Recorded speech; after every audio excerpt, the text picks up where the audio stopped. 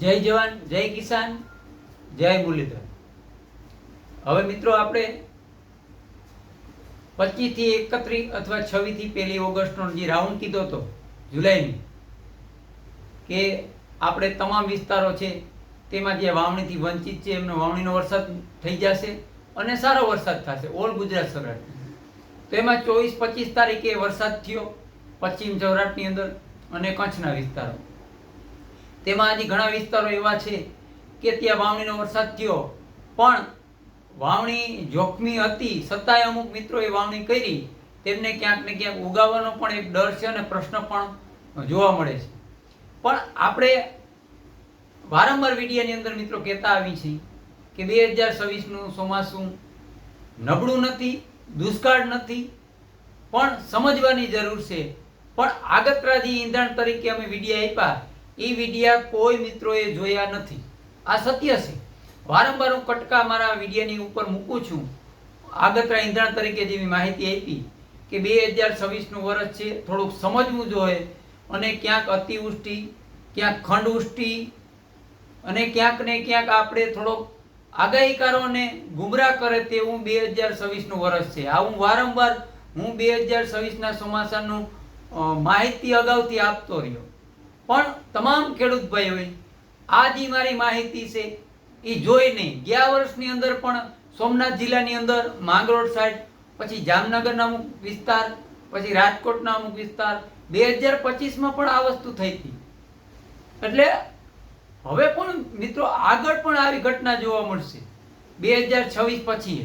એટલે ખાસ મિત્રો કે દેશી વિજ્ઞાન છે અને દેશી જે તારણ છે એવા આગતરા ઈંધણ તરીકે આવા સંકેત મળતા હોય અને અમારા ચેનલની અંદર અમે એમની માહિતી પણ આપતા હોય, પણ તમે અમારી સાથે દરરોજ જોડાતા રહ્યો તો જ તમને હકીકત આ બધું સમજાશે।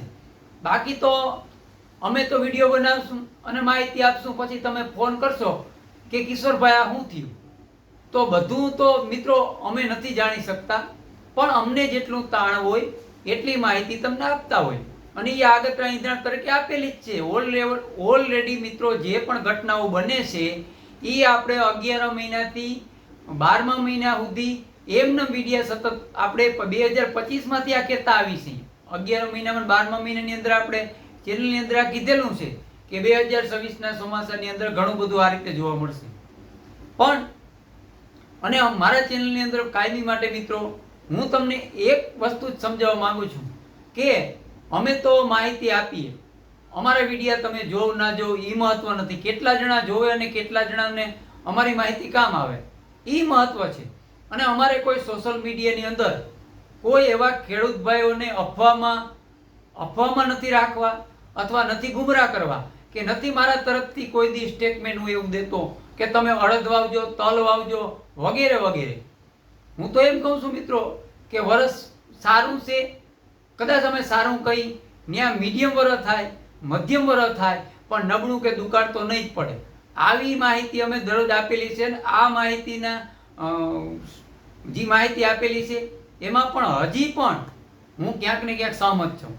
પણ મિત્રો કે આવનારા દિવસોની અંદર વરસાદ તો થવાનો છે અને આગળ આપણે પાણીની વ્યવસ્થા પણ કોઈ વિસ્તાર એવો નહીં હોય, પશ્ચિમ સૌરાષ્ટ્રનો દેવભૂમિ દ્વારકા, જામનગર કે પોરબંદર ત્યાં પાણી નહીં હોય, બધા વિસ્તારોમાં પાણી થઈ જાય, કચ્છના વિસ્તારોમાં પાણી થઈ જાય। એટલે આવી માહિતી તો વારંવાર આપી, પણ દુઃખ આજે એ વસ્તુનું છે મિત્રો કે સોશિયલ મીડિયાની અંદર મારા જેવા કેટલા આગાહીકારો છે, અલગ અલગ દિવસોએ એની પોસ્ટ ફેરવતા હોય અને ક્યાંક ને ક્યાંક તમે વિડીયો ને સેટેલાઇટ એટલે ઘરે ઘરે આગાહીકાર થઈ ગયો। આમ તો આગાહી કરવાનો મિત્રો હવે શોખ નથી થતો, આ સત્ય છે। કારણ કે અમે જ્યારે માહિતી દેતા હોય, વિડીયોમાં અમે જે પણ માહિતી આપતા હોય, પૂરી માહિતી આપી, છતાંય અમને જો 30-30, 35-35, 40-40, 50-50 ફોન આવતો હોય અને અમારે એક જ જવાબ આપવો પડે જે વિડીયોમાં કીધું હોય, તો તમે પણ સમજી શકો કે અમે પણ ખેડૂત છીએ, ખેતી કામ કરતા હોય, કે કિશોરભાઈ કોઈ એવો મોટો વ્યક્તિ નથી કે ખાટલે બેઠા બેઠા સતત ફોન ઉપાડી અને જવાબ દીધા રાખે। કાયમી માટે અમે કહી મિત્રો હા વ્યવહાર છે, પર્સનલી મારા પર્સનલી ફોન આવતા હોય ખેડૂત ભાઈને જવાબ દેવા અને પાછો જવાબ એક જ જે વિડીયોમાં આપ્યું, પણ ઘણા મિત્રો અમને ફોન કરે ત્યારે અમે આશ્વાસન દઈ કે કસ કાતરા દેશી અનુમાન પ્રમાણે અમે માહિતી આપીએ, અમારી આગાહીની પૂરી તારીખ હોય વચ્ચે 2 દી વરસાદ આવે, 2 દી મોરું પડે એટલે સીધા ફોન, હાલો કિશોરભાઈ, આમાં તો કંઈ બતાવતું નથી. તમારું કહેવાનું, અમારું તો કહેવાનું એમ છે ભાઈ કે આખો કાર્યક્રમ અમારો છે એ સમજો, અમારી તારીખ પૂરી થવા દો, પછી તમે ક્યાંક ને ક્યાંક અમને પૂછી શકો કિશોરભાઈ આ તારીખની તો વરસાદ નથી થયો, તો આગળ તમારું તાણ શું કી? આનો જવાબ અમારી આગળ છે. પણ અમે જે 6 દીનો કસકાતરો થયેલો હોય એમને તમને તાણ આપી, એમાં 2 દી વરસાદ થાય અને 2 દી ન થાય એટલે સીધો આપણે કિશોરભાઈને ફોન કરી દઈએ, હાલો કિશોરભાઈ હવે આ વીંડીમાં બતાવતું નથી, હુંમાં બતાવતું નથી, અમને તો લાગતું નથી. તો આનો જવાબ મારા આગળ મિત્રો નથી. એટલે ખાસ વિનંતી કરું કે મારા વિડીયા તમે જોવ, અને છતાંય તમને અમારી માહિતી સારી ન લાગતી હોય તો ન જોવા. આમાં આપણે કોઈ જાતનું કોઈ દુઃખ નથી અને આપણે કોઈ આગળથી ચાર્જ નથી લેતા. આ એક તમને મફત માહિતી આપું છું, ટાઈમ કાઢી. અને દેશી વિજ્ઞાન તો મિત્રો જે જોતા હોય એને ખબર હોય કેટલું અઘરું છે, 1 કલાકનો ટાઈમ દેવો પડે. પણ આજે આપણે વાત કરવાની છે કે 29 તારીખ છે, અને 29 તારીખે જે આપણે 25 થી 31 અથવા 26 થી 1 ઓગસ્ટ એમાં 24-25ની વરસાદ થયો તો કસકાતરામાં થોડું ઘણું ઉપર નીચે થતું હોય મિત્રો.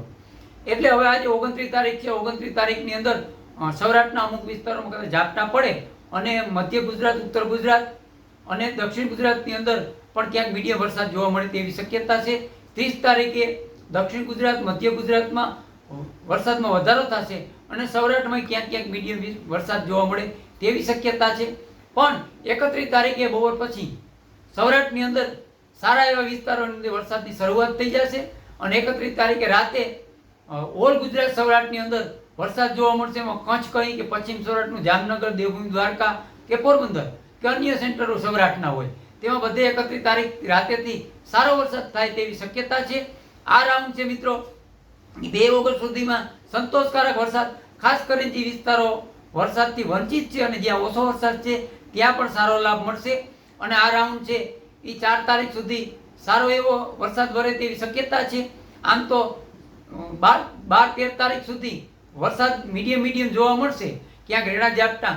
પણ જે 7 થી 11 તારીખ હશે એમાં કાયદેસર આપણે ગણતરી કરીએ મિત્રો તો પશ્ચિમ સૌરાષ્ટ્ર અને કચ્છ અને કોઈ થોડા ઘણા ઉત્તર ગુજરાતના વિસ્તાર હોય તેમને લાભ મળશે. પછી આપણે 6 તારીખ પછી કે 7 તારીખ પછી અન્ય ગુજરાતમાં વરસાદ થાય એવી શક્યતા નથી. પણ પશ્ચિમ સૌરાષ્ટ્ર અને કચ્છને પણ ક્યાંક ને ક્યાંક 7 થી 11 ઓગસ્ટની અંદર વરસાદ મીડિયમ અથવા સારો વરસાદ થાય તેવી શક્યતા છે. આ કસકાતરાની આગાહી છે મિત્રો, ખાસ નોંધ લેવી. દેશી વિજ્ઞાન પર જોઈ અને હું તમને માહિતી આપતો હું. કોઈ અમારો એવો હેતુ નથી કે ખેડૂતને ગુમરાહ કરી અને 2 દી અમારી આગાહી ફેરવી. અમારી આગાહી છે એ આગાહીનો કાર્યક્રમ પૂરો ન થાય ત્યાં સુધી અમે બીજી આગાહી ન આપી. પણ અમારી આગાહીનો કાર્યક્રમ હાલતો હોય ત્યારે અમે આગળના ઇંધણ તરીકે તમને એક તારીખ આપતા હોય. એટલે આશા રાખું મિત્રો કે જે હું આજ તમને વાત સમજાવી એ ક્યાંક ને ક્યાંક તમે સમજી શકશો. હવે વિડીયો પૂરો કરી. જય જવાન, જય કિસાન.